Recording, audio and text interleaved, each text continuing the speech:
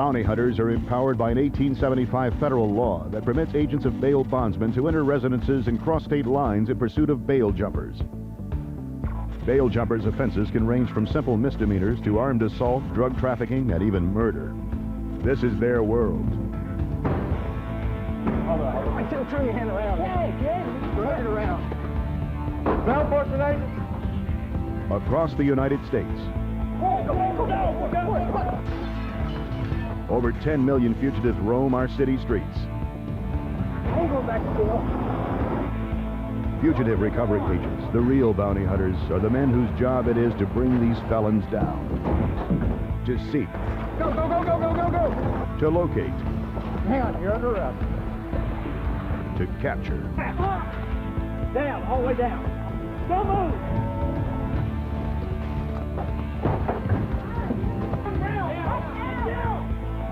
To bring them back to justice. Fugitive recovery agents, the real bounty hunters, is shot entirely on location and involve people that jump bail. Although guilty of jumping bail, they are presumed innocent until proven guilty in a court of law. These are their stories. You never know that the charge that you bailed this individual out on may not have anything to do with this individual's personality. This individual may have a whole string of armed robberies, but this arrest happens to be a suspended driver's license. So that's why I take the time to pull all of the files, I look at all the research, and I pull all the intel on them so I know, at least back to the time that they were teenagers, what kind of crimes they've been getting involved in. It tells me how to approach them, and it also lets me prepare myself for a potential problem. Joseph Giacomo. Giacomo was arrested by DOJ and B&E. They arrested him on a drug warrant, him and his brother. What happened is they approached a house over in San Jose. He was living with his mother in the back unit, and they arrested him for possession of narcotics, possession of a gun. He's got a prior felony history, and I think he's done some prior state time. Got some addresses in Sacramento for him that came off of his Social Security search. Well, the address that we're going out to now came back on a numbers trace, and either the defendant or somebody associated to him called from this house 2 days ago, and the number came back to a Larry Giacomo off of Rochelle Drive. So what we're going to do is we're going to drive by. The only vehicle we have on the defendant is the possible white, either an Acura or a Honda Accord. You go into a neighborhood and you're not covert. I mean, you go in and usually neighbors in the areas we're going are paying attention to who's coming and going. If you have druggies that are working the area, either they have a spotter on the street or they're keeping an eye as to every vehicle that coming in and out of that property or that area there. So for the most part, we want to just get in, get the information we need, take a look at the residence. If we see the defendant actually at the residence at the time that we drive through, we'll go ahead and take them off on the warrant. If not, we'll just sit back, get as much information as we think we can get. We have 180 days to locate the defendant. So once our time starts running, we'd like to wrap it up as quick as possible. To bring you up to speed on this, Joseph Giacomo, I talked to you about it earlier. He's got a $40,000 active warrant out of Santa Clara County Superior Court. At the time of arrest, he had 140 grams of methamphetamines, 40 grams of marijuana. He had a handgun with him, a crossbow, some shurikens fighting Chinese stars. Right. So I don't know if he's going to be carrying a weapon. I don't know if he's martial arts. I do know he's got 2 dogs, a Chow and a Rottweiler, so we may encounter those. As far as this warrant, like I said, it's an active warrant. $40,000 is for 5 felonies. He's already been convicted on it. So whenever he gets picked up, that's it. He's going away at that. He'll go straight to prison. He'll go to sentencing, and they're probably going to hit him topside because of his failure to appear. So we have to get him by the 19th. So we've got one shot at it. I'd like to try to get this done this morning because if he gets out of the area, we may not find him before the 19th. Yeah. We traced out some more information and picked up a new address on him. Apparently he used a U-Haul to move his stuff over to this address, 8174 Montreux Way in Sacramento. Confirmed that this is a good address for him. Apparently last information I have, there's a Chevy pickup truck matching the one that was over. I don't have a plate on it, but a Chevy pickup truck matching the one that was over on Elkhorn. That's here. The new address. Yeah. So one of the things that she said about him is that he runs ads in the shoppers. He does appliance work, fixes washers, dryers, things like that. So I picked up a paper here and I found an ad that might possibly be his. the only prefix that goes out in that area. It's a 688 prefix, and it's the only one that I found in here that has it. So what I'm going to do is I picked up an address not too far from here. I'll go ahead and give it a call and see if possibly it's him. If he confirms it's him, I'm going to try to get him out here in the next hour or so. Getting away from his house.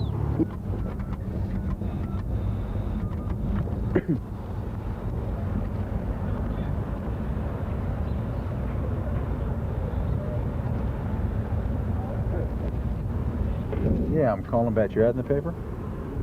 You buy washers and dryers, right? I've got a Kenmore washer and dryer, a top load washer. I don't know how old they are, man. They're about probably 10 years though. Almond-like, kind of an off yellow almond color. They're in pretty good shape though. Over off of Maury Court, you know where Power Inn Road is? Across from the Lucky's over there, big shopping center. If I could get $30 or $35 for the pair, I wouldn't have a problem with that. I've also got, do you do anything with refrigerators?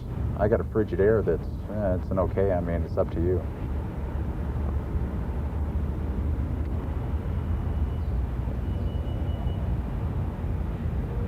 Probably about, I can stay until about 9:30. Alrighty. Okay, what's your name? Okay, my name's Mike. Thanks. No, it's not him. Ernest. Ernest isn't going to be too happy when he gets out there looking for the... Give him the address. Yeah, he's got the address. Okay, we're going to go ahead and go down Montrose. We'll be heading west. The house is on the right-hand side. A truck was parked out in the front of the house. Roll by, I'll send you first. I'll be back about 50, 60 yards, maybe a little bit farther, maybe 100 yards back. Okay. You roll by the house. If the garage door's open and he's in there, tap your brakes twice and pull over about a house down.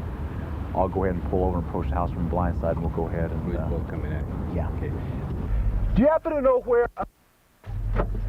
Hands where I can see them right now. Against the car. Drop what you've got in your hands. Get against the car now. Walk towards the car. Spread them out. Farther. Just stay there.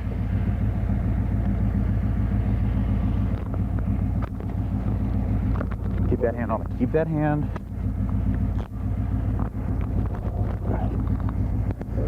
Do you have any identification on you? Okay. Give me a name. Joe. Last name, Joe? Yeah, come on. You're one and all warrant out of Santa Clara County. Drop your cigarette out of your mouth. Okay, lean against the car. Spread your legs back. Got anything on you, sir? Knife, gun, narcotics, anything? No. Okay, who's in the house here? My girlfriend. Okay. Let's do it there. Inside here.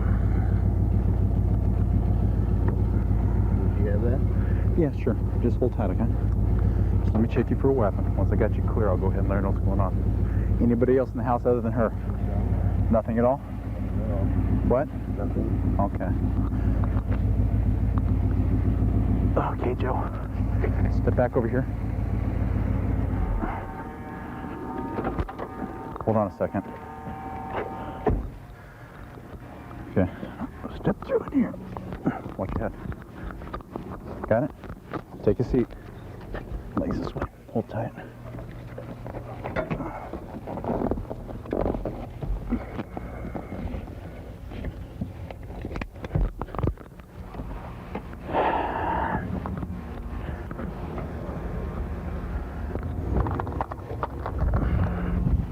Give me a number into the house. 682 2882. Hold on a second. 682 2.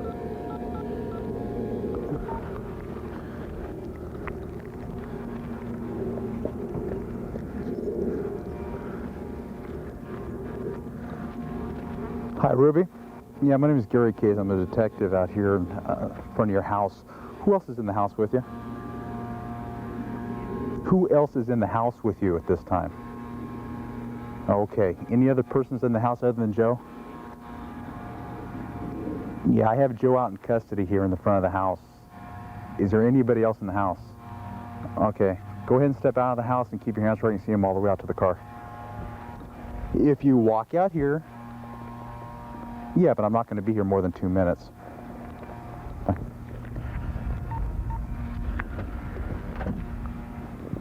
What do you want me to leave here for her? Everything. Everything? Okay. Open door. Okay. Go ahead and step out here. Ruby, Joe's being taken into custody for his failure to appear in Santa Clara County. What's important is he's going to be going to Santa Clara County right now, and he wants you to take his property. Go ahead and pick up his property. He'll be in processing. We're going to have travel time of about 2 hours. Then he'll have processing for about 2 more hours. So I'd assume sometime around 3 o'clock this afternoon.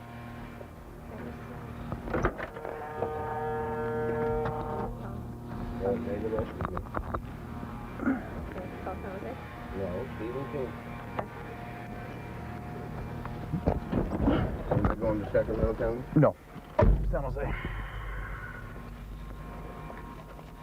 I'll get you out of the area here, then I'll secure you a little better. It's going to be an uncomfortable drive with you. The bondsman hire you? That's correct. You're going to pay the bond off. Yeah, well, why do that? You still have an open warrant, and if she pays the bond off and you're picked up 3 days later, what good is that? Yeah. You know what I'm saying? I mean, See, I talked to an attorney about it. You know, that's what I told Ruby to call. okay. Remember, just go ahead and stay back for me while I'm driving. Once I get you secured, well, I know it's a little uncomfortable, but Are you following me?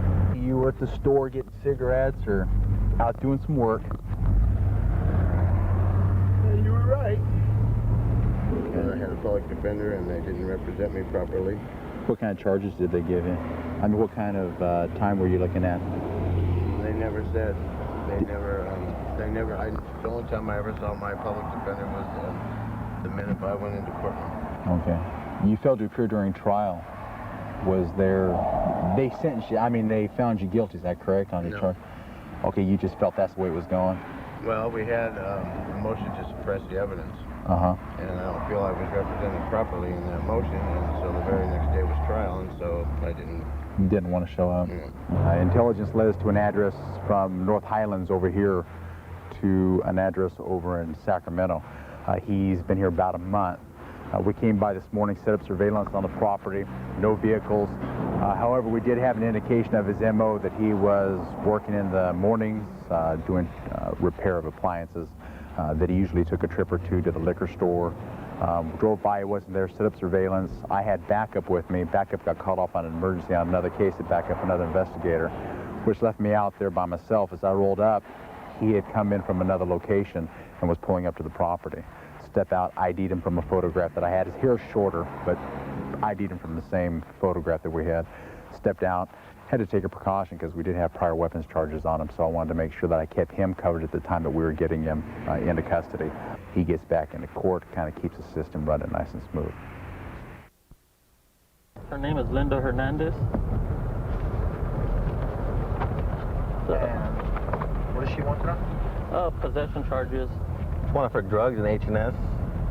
She failed to appear on court on 4/2 of '96, so a warrant was issued for her. And now our job is to get her back into custody. Yeah. That way we don't lose the $5,000. I think the warrant's for, what, 10,000? Well, we have a address we had checked on earlier. It looks good. We're going to go back there, sit on it. Hopefully we'll see her. Anytime. Someone's there at the window. Got a juvenile staring out the window, and we got that elder male. Oh, I guess they're just watching the cars drive by. I don't know if they've made us yet. Doesn't look like it. Those are the only two people I see moving right now. I just worried about little gangbangers, making us out, because they get pretty bold. I had a couple come up to me before and like threaten me, saying what I'm doing here and this and that. We need to get a certified copy of the bond from the court, and that gives us authorization to find these people and pick them up. So without a certified, we have no authorization. Some people that bail bonds that give us cases, they don't give us no information. Basically, just give us their name, and that's about it, and a birthday. We have to go from there, and this is one of them. So. But some are real good. They'll give us all kinds of information. I don't know if they spotted us or they're waiting for someone or something, but they're both looking out. And now they're closing their mini blinds. Yeah, we better move. I think they spotted us. We found our truck. We've been tracking for a couple days. Sal found the truck actually, and we followed. They went to the school, picked up a kid, followed to the house, and we sat in it for a while. It fits the description, all those kids and all. Don't really know what house it is right now. Well, which apartment is 2? We narrowed it down to 2. There's only 4 apartments. What I'm gonna do is they're gonna drop me off in the corner. Then I'm gonna walk to the door and just BS them, like I got a package for someone else, and try to peek, see who I see in there. But this one should have a tad of I think I want to say Rosalinda. On her arm? Yeah. I was 5'6", 200 pounds. 500, 600 pounds. She's a big woman. Big woman. She might Not be tall, but should be heavy set. Heavy set. There's a lot of kids there, so mostly teenage girls. And the guy in there is her boyfriend, not the sister's boyfriend. The guy Supposed that to be her boyfriend. tries to own his truck. Yeah, it's her boyfriend. Oh, okay. But there's Do you know what he looks like? from distance, skinny. Kind of. Real I fat? probably know him. Okay. Because if we knock on the door and you relate this guy to the truck, then that's Oh gotta yeah, be it. yeah. Okay. That's no problem. What are you gonna do? Just come back to us, signal us, or Yeah, what? I'll come back to you. And Well, actually, if the thing's on, we'll be able to hear him say, Oh, that's right. Okay. Just let us know. Go. let's go.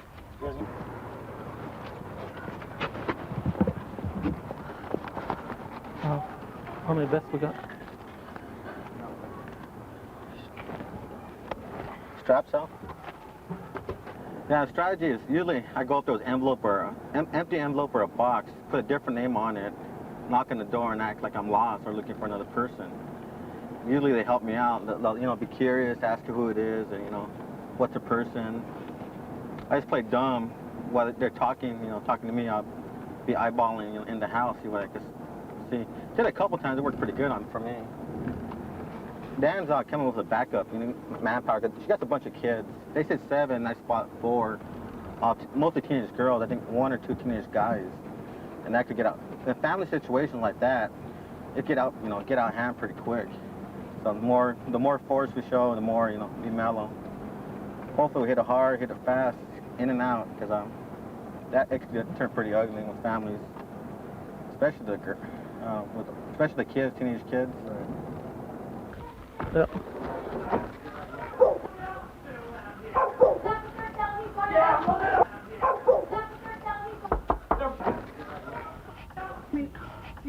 Excuse me. Linda, got a warrant for your arrest. You didn't show up for court on your. See what you're doing to my kids? Let's go. Damn. Let's go. You got shoes or something you want to take? Keep an eye. Let's go. Get your shoes. Let's go. See what you're doing to my kids? Let's go. You should have gone to court. Yeah, but you didn't have to come in like that. Let's go. Let's go. Let's go. No way at court. Hold on to yourself. Okay. Come on. Let's go this way. No, Leonard, Come on. because all they are is just nothing but. All right. Let's go.